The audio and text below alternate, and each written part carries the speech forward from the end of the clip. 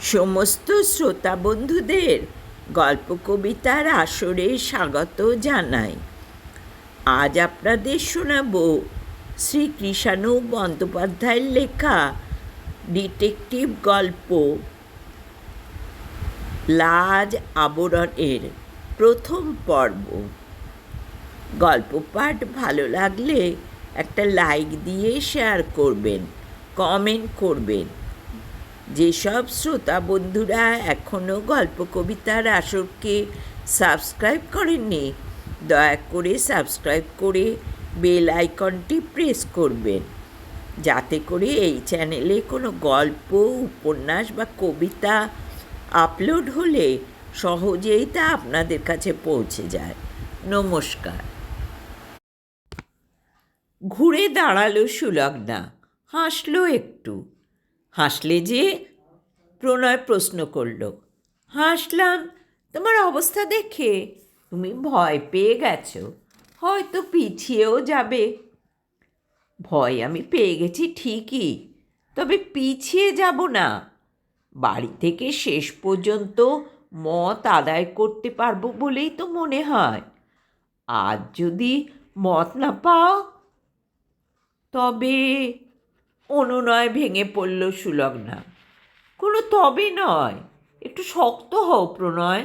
আপ্রাণভাবে আমার পাশে এসে দাঁড়াবার চেষ্টা করো, নইলে আমি কোথায় ভেসে যাব একবার ভেবে দেখো। প্রণয় দুবার কেশে নিয়ে বলল, এখন থেকে কেন তুমি এত উতলা হয়ে পড়ছো লগ্না? হয়তো অশুভ কোনো কিছু ঘটবে না। হয়তো, ওই হয়তো কথাটাতেই আমার আপত্তি। সমাধান তো তোমার হাতে রয়েছে। তুমি ভালো চাকরি করছো, তুমি স্বাবলম্বী। কেন পরের কথার ওপর নির্ভর করে থাকবে? প্রণয় সুলগ্নার কাঁধে হাত রেখে বলল, কেন তুমি মিথ্যা চিন্তা করছো? বলছি তো সব ঠিক হয়ে যাবে। সন্ধ্যা হয়ে এলো, চলো এখন ফিরি। বাস স্ট্রিটের একটা ফ্ল্যাট বাড়িতে সুলগ্না থাকে। ওকে সেখানে পৌঁছে দিয়ে সেদিনকার মতো বিদায় নিল প্রণয়। বিমর্ষভাবে করিডোর অতিক্রম করল সুলগ্না। ওধারের বারান্দায় পা দিতেই আনন্দবাবুর সঙ্গে দেখা হয়ে গেল। সুলগ্নার নেক্সট ডোর নেবার। তিনি ব্যস্তভাবে কোথায় যাচ্ছিলেন। ওকে দেখে বললেন, তোমার বাবা অনেকক্ষণ থেকে তোমার জন্য অপেক্ষা করছেন। সুলগ্না দ্রুত পায়ে নিজের ঘরে এলো। উমানাথ ডেক চেয়ারে বসে পত্রিকার পাতা উল্টাচ্ছিলেন। বিজয় দাঁড়িয়েছিল জানলার একপাশে। মেয়েকে দেখে উমানাথ বললেন, ঘণ্টাখানেক হলো আমি এসেছি। অফিস থেকে ফিরতে দেরি হয়ে গেল বাবা। সুলগ্না বলল, চা খাবে তো? না, ভেবেছিলাম শনিবার দিন তুমি বাড়ি যাবে। গেলে না যখন, অগত্যা আমাকেই আসতে হলো। তোমার ঘরের ডুপ্লিকেট চাবি আমার কাছে ছিল, তাই, নইলে ঘণ্টাখানেক বারান্দাতেই দাঁড়িয়ে থাকতে হতো।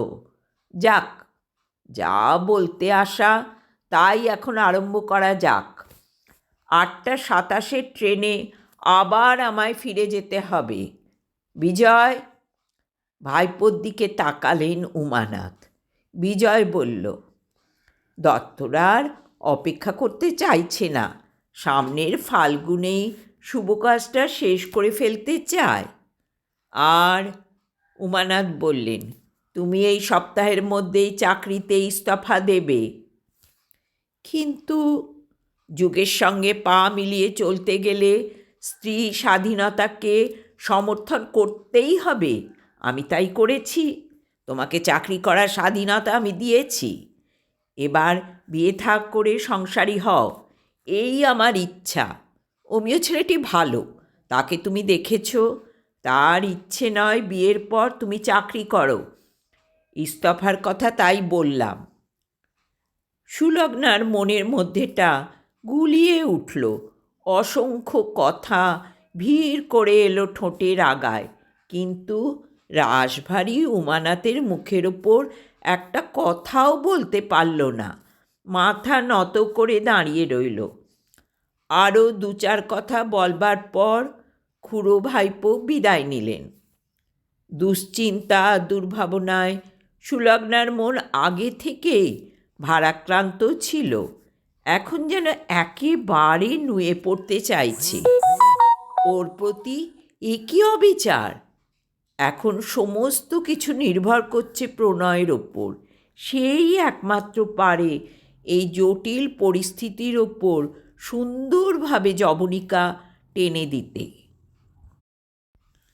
ভেতরে আসতে পারি? উমানাথ চলে যাবার পর তারই পরিত্যক্ত ডেক চেয়ারে বসে চিন্তার অতলান্ত সমুদ্রে সাঁতরে বেড়াচ্ছিল সুলগ্না।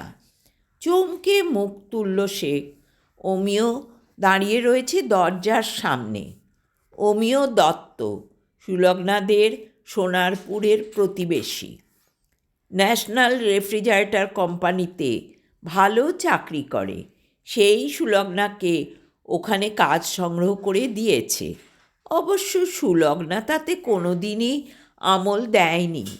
অফিসে যোগ দেওয়ার পরই প্রণয়ের সঙ্গে ওর পরিচয় হয় এবং সেই পরিচয় ধীরে ধীরে অন্তরঙ্গতায় পরিণত হয়েছে। একথা যে অমিয়র অজানা তা নয়, তবু সুলগ্নাকে সে বিয়ে করতে চায়। উমানাথ প্রণয় সম্পর্কে কিছু জানে না। অমিয়কে তার পছন্দ। তার কৈশোর থেকেই তিনি তাকে দেখছেন। বেশ ছেলে, খাসা জামাই হবে। অমিয়কে দেখেই সুলগ্না জ্বলে উঠল। ওকে পরিষ্কারভাবে নিজের মনের ভাব বুঝিয়ে দেবে এক্ষুনি। কি চান? তোমার সঙ্গে একটা কথা ছিল। বাজে নষ্ট করার মতো আমার সময় নেই। বাবা এসেছিলেন একটু আগে, তার মুখের ওপর যে কথাটা বলতে পারিনি, আপনি যখন এসে পড়েছেন তখন শুনে যান। আপনার সঙ্গে কোনো রকম সম্পর্ক গড়ে তোলা আমার পক্ষে সম্ভব নয়। অমিয় চোয়াল শক্ত হয়ে উঠল। ভুলে যেও না, তোমার আজকের সচ্ছলতার জন্য দায়ী বোধ হয় আমি চাকরির ব্যবস্থা করে না দিলে। তাকে কথা শেষ করতে না দিয়ে সুলগ্না বলল, আপনি আমার উপকার করেছিলেন, সে কথা আমি অস্বীকার করছি না, কিন্তু সেজন্য আপনাকে বিয়ে করতে হবে এমন কোনো বাধ্যবাধকতা নিশ্চয়ই নেই। কথাটা শেষ করেই সশব্দে দরজা বন্ধ করে দিলে। আবার এসে বসল ডেক চেয়ারে। ভালোই হলো, অমিয়কে পরিষ্কার করে বলে দেয়া গেছে। এখন মাকে জানাবে নিজের অবস্থার কথা। লজ্জার মাথা খেয়েই জানাবে। ডেক চেয়ার ছেড়ে উঠে দাঁড়ালো সুলগ্না। ঘরখানা ওর মাঝারি সাইজের। আসবাবপত্র যে খুব বেশি আছে তা নয়। একখানা স্প্রিং দেয়া লোহার খাট, ছোট একটা trunk, suitcase, table, chair, deck চেয়ারখানা ও রেফ্রিজারেটর। দামি রেফ্রিজারেটরটা ও কোম্পানি থেকেই সংগ্রহ করেছি। সুলগ্না টেবিলের সামনে গিয়ে বসল, প্যাড টেনে নিয়ে মাকে চিঠি লিখতে আরম্ভ করল। সোনার চামচ মুখে নিয়ে উমানাথ জন্মেছিলেন উত্তর কলকাতার এক অভিজাত পরিবারে। কিন্তু সেই সোনার চামচ জার্মান সিলভারে রূপ নিতে খুব বেশি সময় নেয়নি। কিন্তু বয়স বাড়ার পরই উমানাথ দেখেছেন তার বিরাট বাড়ির খিলানে খিলানে ফাটল ধরেছে। সব ঘরের ঝাল লণ্ঠনগুলো আর জ্বলে না। ঘরে ঘরে পাতা দামি জাজিমের ছোট ছোট খোঁজ বিরাট বিরাট হাঁয়ের আকার নিয়েছে। এইসব ব্যতিক্রম কেন? কেনর উত্তর যে উমানাথের অজানা তা নয়। প্রথম যেদিন তিনি তার বাবা দিবানাথকে অনেক রাত্রে টলতে টলতে বাড়ি ফিরতে দেখেছেন, সেই দিন থেকেই তিনি জানেন তাদের সমস্ত ঐশ্বর্য ওই মদের স্রোতেই ভেসে যাচ্ছে। বাড়ির ইটটিও বোধহয় বিক্রি হয়ে যেত যদি না দিবানাথ মারা যেতেন। মারা যাবার সময় তিনি ছেলের জন্য রেখে গিয়েছিলেন শুধু বিরাট আধভাঙা বাড়িখানা, আর কিছু নয়। এরপর উমানাথের জীবন সংগ্রামের পালা। বহু বাধা বিঘ্নকে অতিক্রম করে কঠিন পরিশ্রমে নিজেকে বিলিয়ে অবশেষে জয়লাভ করেছেন তিনি। প্রচণ্ড বড়লোক অবশ্য হতে পারেননি, তবে স্ত্রী পুত্রকে নিয়ে সংসার সমুদ্রে ডুবে না গিয়ে কূটো অবলম্বন করে ভাসতে পেরেছেন। তার চাকরি জীবন শুরু হয়েছিল এএসএমের পদে নিয়োগ পেয়ে। উত্তর কলকাতার ঘিঞ্জি পরিবেশ থেকে উঠে এসেছিলেন সোনারপুরের নিরালা আওতায়। তারপর কত বছর কেটে গেছে, অশোক ও সুলগ্না বড় হয়েছে। মাতৃপিতৃহীন বিজয়, সে অশোকের সমবয়সী, সেও আছে সংসারে। খরচ ক্রমেই বেড়ে চলেছে, অথচ সেই অনুপাতে আয় বাড়েনি। রেলের অ্যাসিস্ট্যান্ট স্টেশন মাস্টারের কতই বা মাইনে, কিছু উপরি পাওনা আছে, এই যা রক্ষে। বাড়িতে সমর্থ দুটো ছেলে, চাকরির জন্য হিমশিম খেয়ে যাচ্ছে তারা, কিন্তু কোথায় চাকরি? উমানাথের পাশের বাড়িতেই থাকেন দত্তরা। দত্তদের বড় ছেলে অমিয় কলকাতার এক বিখ্যাত রেফ্রিজারেটর কোম্পানিতে কাজ করে। সে সংবাদ দিল একদিন তাদের অফিসে সুলগ্নার চাকরি হবার সম্ভাবনা আছে। রিসেপশন কাউন্টারে একজন মহিলার প্রয়োজন। ব্রাঞ্চ ম্যানেজারের সঙ্গে খাতির আছে অমিয়র। অনুরোধ করলে সুলগ্নাকে ওই পদে তিনি মনোনীত করতে পারেন। সুলগ্না ইন্টারমিডিয়েট পাশ করে বসে আছে। এই প্রস্তাবে উমানা রাজি হতে পারলেন না। তিনি প্রাচীনপন্থী, স্ত্রীর স্বাধীনতাকে খুব ভালো চোখে দেখেন না। বাড়ির লোকেদের চাপে পড়ে মেয়েকে পড়িয়েছেন, আবার চাকরি। কিন্তু শেষ পর্যন্ত তাকে মত দিতে হলো। অশোক ও বিজয় অনেক বোঝালো। সংসারের অবস্থা কতটা সচ্ছল হয়ে উঠবে সে সম্পর্কে ইঙ্গিত দিল। সবশেষে জানালো ওদের দুজনের মধ্যে একজনের চাকরি হয়ে গেলেই সুলগ্নাকে কাজ থেকে ছাড়িয়ে আনা হবে। কাজে যোগ দিল সুলগ্না, কিন্তু 6 মাসের মধ্যে ওকে বাড়ি ছাড়তে হলো। অর্থাৎ কাজে যোগ দেবার সময় এমনভাবে নির্দিষ্ট হলো যাতে নিয়মিত সোনারপুর থেকে গিয়ে অফিস করা যায় না। অগত্যা অনিচ্ছা সত্ত্বেও মেয়ের কলকাতায় বাসা ঠিক করে দিলেন উমানাথ। তার বন্ধু আনন্দ বাস স্ট্রিটের এক বাড়িতে 3খানা ঘর ভাড়া নিয়ে বাস করতেন। 3খানা ঘর তার প্রয়োজন হতো না, একখানা সাবলেট করবেন ঠিক করেছিলেন। কথায় কথায় উমানাথকে একদিন বলেছিলেন, একজন ভদ্রলোক পেলে ঘরটা তাকে দিই। মৃদু হেসে উমানাথ বলেছিলেন, আজকাল ভদ্রলোক আর তুমি পাচ্ছ কোথায়? শেষ পর্যন্ত ওই ঘরখানায় সুলগ্নার কাজে লেগে গেল। খাওয়া দাওয়া অবশ্য আনন্দবাবুর ওখানেই সারে, পেইং গেস্ট হিসেবে। ইতিমধ্যে অবশ্য অশোক আর বিজয়ের চাকরি হয়েছিল। অমিয়কে সরাসরি প্রত্যাখ্যান করার পর দিন 7 কেটে গেছে। গোধূলি লগ্ন তখন। আনন্দবাবু অফিস থেকে ফিরে এলেন। করিডোর অতিক্রম করে নিজের ফ্ল্যাটে ঢুকতে যাবেন, দেখলেন একজন অপরিচিত লোক সুলগ্নার দরজা ঠেলাঠেলি করছে। সুলগ্না ফিরে এলো নাকি? তাদের না বলে কই কোথায় ডুব মেরেছিল কাল থেকে? দরজার কাছে গিয়ে আনন্দবাবু দেখলেন কড়ায় তালা লাগানো নেই। হঠাৎ তার মনে হলো অফিসে যাবার সময় যেন কড়ায় তালা দেখেননি। সকালেই সুলগ্না নিশ্চয় ফিরে এসেছে, তার সঙ্গে দেখা করেনি কেন? লোকটার দিকে তাকিয়ে তিনি প্রশ্ন করলেন, কাকে চাই? সুলগ্না দেবীর সঙ্গে দেখা করব, তার নামে চিঠি আছে। ও, সাড়া দিয়েছেন? না, প্রায় 10 মিনিট ধরে ধাক্কাধাক্কি করছি দরজা। বিস্মিত হয়ে ভুরুকুচ করলেন আনন্দবাবু। 10 মিনিট ধরে দরজা ধাক্কা দেবার পরও সুলগ্না দরজা খুলল না? এরকম তো হবার নয়। ওর শরীর খারাপ হলো নাকি?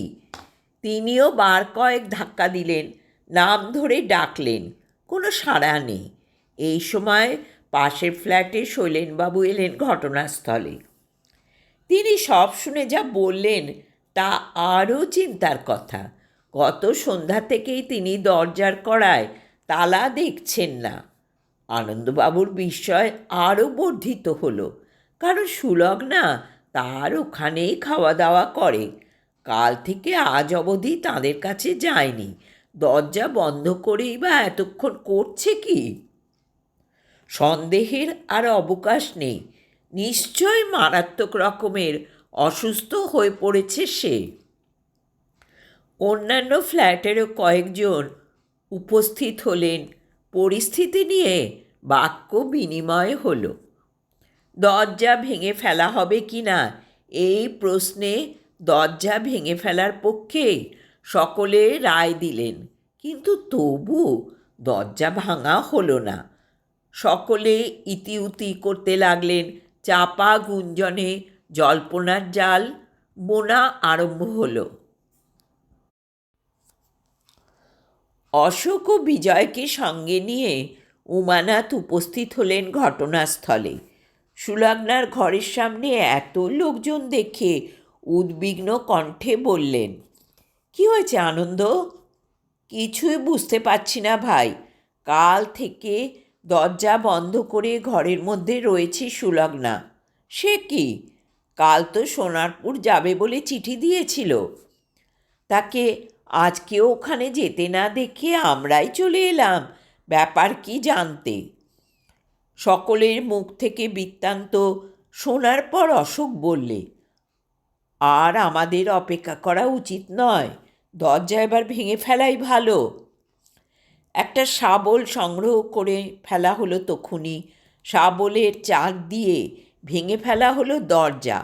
ফাঁকা ঘর, সুলগ্নার সন্ধান পাওয়া গেল না ঘরের মধ্যে, অথচ দরজা ভেতর থেকেই খিল তুলে বন্ধ করা ছিল। এ কী রহস্য? সকলে মুখ চাওয়াচাই করতে লাগলেন। আনন্দবাবুই প্রথমে নীরবতা ভঙ্গ করলেন। ব্যাপার ভালো ঠেকছে না। আমার মতে পুলিশে খবর দেওয়া উচিত। পুলিশ? সমবেত কণ্ঠে কথাটা ধ্বনিত হলো। আনন্দবাবু দক্ষিণ দিকের খোলা জানলাটা দেখিয়ে বললেন, আমার মনে হচ্ছে ওই জানলা দিয়েই কেউ সুলগ্নাকে কিডন্যাপ করে নিয়ে গেছে। কিডন্যাপ? বিস্ময় ভেঙে পড়লেন উমানাথ। পুলিশে খবর দেয়া হলো। যে লোকটি চিঠি নিয়ে সুলগ্নাকে ডাকাডাকি করছিল তার দিকে তাকিয়ে বিজয় বলল, কী চিঠি এনেছিলেন দেখি? মধ্যবয়স্ক চাকর শ্রেণীর লোকটি পকেট থেকে চিঠিটা বার করে দিল। বিজয় চিঠিখানার ওপর দৃষ্টি বুলিয়ে নিল। গোটা গোটা অক্ষরে লেখা আছে, লগ্না, চতুর্দিকের পরিস্থিতি বিবেচনা করে আমার পক্ষে রাজি হওয়া সম্ভব নয়। তুমি আমার বিরুদ্ধে যে অভিযোগ এনেছ, নিশ্চিতভাবে আমি সে সম্পর্কে একা দায়ী নই। আশা আছে এরপর তোমার আর কোনো বক্তব্য থাকতে পারে না। প্রণয়। বিজয় উমানাথের দিকে চিঠিখানা এগিয়ে ধরল। বিপর্যস্ত মন নিয়ে উমানাথ পাথরের মূর্তির মতো দাঁড়িয়েছিলেন। চিঠিখানা পড়ে মাথামুন্ডু কিছুই বুঝতে পারলেন না। সুলগ্নার প্রণয়ঘটিত ব্যাপারটা তার জানা ছিল না।